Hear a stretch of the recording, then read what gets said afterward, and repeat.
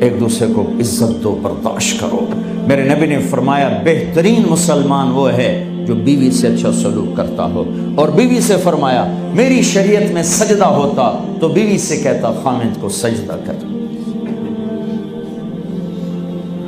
بہترین صدقہ اولاد کی تربیت ہے۔ پورا گھر میرے نبی نے نقشہ، ہر ایک کی قیمت بتائی۔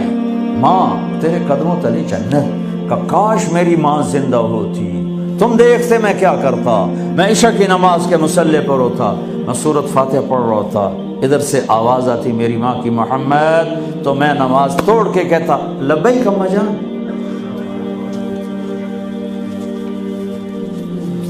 باپ کا تیرے جنت کا دروازہ ہے، باپ تیری جنت کا دروازہ ہے، کھولنا توڑنا نہیں، کھولنا توڑنا نہیں،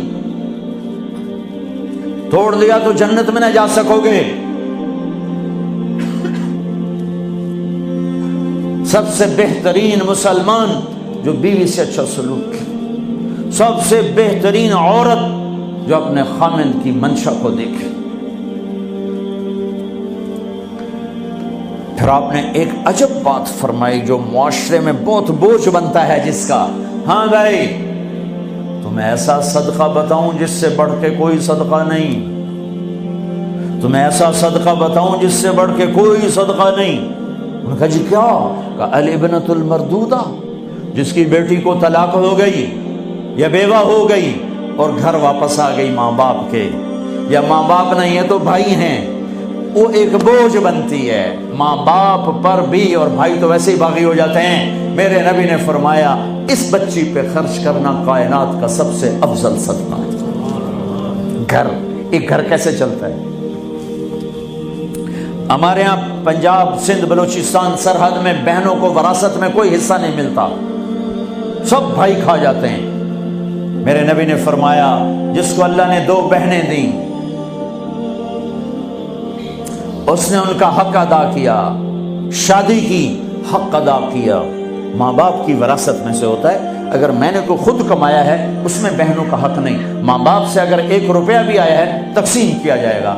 جس نے بہنوں کا حق ادا کیا، شادی کی حق ادا کیا، اس پہ جنت واجب ہو گئی۔ جس کو اللہ نے 3 بیٹیاں دی، اس نے ان کی ڈولی اٹھائی، وہ جنت میں میرے ساتھ یوں ہوگا۔ ایک بولے، اگر 2 ہوں، کہ جس نے 2 بیٹیوں کی شادی کی وہ بھی ایسے ہوگا۔ اللہ بھلا کرے۔ ایک صحابی کا، کہ جس کی 1 ہو، کہ جس کی 1 ہے، اگر اس نے اس کو عزت سے رخصت کیا تو وہ بھی میرے ساتھ ایسے ہی ہوگا۔ پھر کئی بچیوں کو طلاق پڑی ہے کہ اس کو بیٹا نہیں ہوتا۔ یہاں آنے سے پہلے کا واقعہ، پنڈی سے بچی رو رو برا حال اس کا، میں تو فون سنتا ہی نہیں ہوں ایسے کہ میرا تو کلیجہ پھٹ گیا ہے۔ ہے کہنے لگی کہ سسرال نے کہا تھا بیٹی ہوئی تو طلاق دے دیں۔ میں نے کہا اس میں میرا کیا قصور ہے، اور بیٹی ہی ہوئی اور مجھے طلاق پڑ گئی، اور میں گھر آ گئی 22 سال کی عمر۔ بیٹی دینے والا اللہ اور ظلم کرنے والا سسرال۔ میرے نبی کو اللہ نے بیٹے دے کے اٹھا لیے، قاسم اٹھا لیے، عبداللہ اٹھا لیے، ابراہیم اٹھا لیے، 4 بیٹیاں دی، 3 زندگی میں اٹھا لی، زینب، ام کلثوم، رقیہ، تینوں آنکھوں کے سامنے چلی گئیں۔ فاطمہ سے نسل چلی، آپ نے فرمایا لوگوں کی نسل بیٹے سے چلتی ہے، میری نسل میری بیٹی فاطمہ سے چلی۔ اس لعنت کو دھویا۔ عورت کا کیا قصور ہے اگر اس بیچاری کو بچیاں ہو رہی؟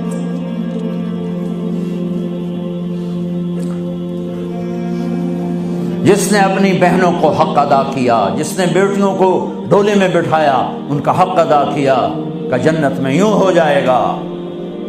بہنوں کو دینا اتنا ضروری ہے، حرام ہو جاتی ہے روٹی۔